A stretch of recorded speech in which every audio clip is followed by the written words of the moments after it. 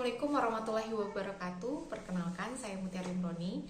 Di kesempatan ini saya akan menjelaskan secara singkat tentang batasan dan ciri verba berdasarkan semantis, berdasarkan bentuknya, dan perilaku sintaksis.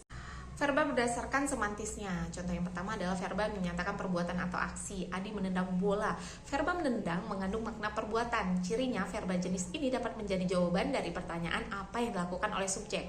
Verba menendang dapat menjawab atas pertanyaan apa yang dilakukan oleh Adi. Contoh verba lainnya memukul, menyanyi, mendekat, dan lain-lain. Verba yang menyatakan proses. Air itu membeku. Verba membeku dalam kalimat ini mengandung makna inherent proses. Verba yang mengandung makna tersebut biasanya menjawab pertanyaan apa yang terjadi pada subjek. Pada contoh ini kita dapat bertanya apa yang terjadi pada air. Air itu membeku. Selanjutnya verba yang menyatakan keadaan. Verba suka pada kalimat ini mengandung makna inherent keadaan. Verba jenis ini umumnya tidak dapat menjawab kedua jenis pertanyaan sebelumnya dan tidak dapat dipakai untuk membentuk kalimat perintah. Juga tidak dapat ditambahkan awalan ter.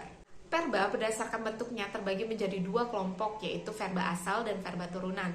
Verba asal adalah verba yang dapat berdiri sendiri tanpa imbuhan, sedangkan verba turunan adalah verba yang dibentuk melalui penambahan imbuhan. Ada 4 macam afiks yang dipakai untuk menurunkan verba, yaitu awalan prefiks, itu me, per, dan ber, sufiks atau akhiran pada verba, kan dan i, dan an. Kemudian ada konfiks atau gabungan imbuhan, dan yang keempat adalah infiks atau sisipan.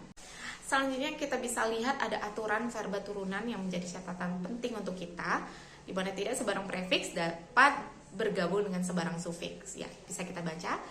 Kemudian selanjutnya ada urutan afiks dalam bahasa Indonesia.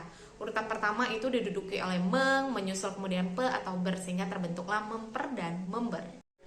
Verba berdasarkan perilaku sintaksisnya yang meliputi verba transitif dan verba tak transitif, dan tambahannya verba tak transitif yang berpreposisi.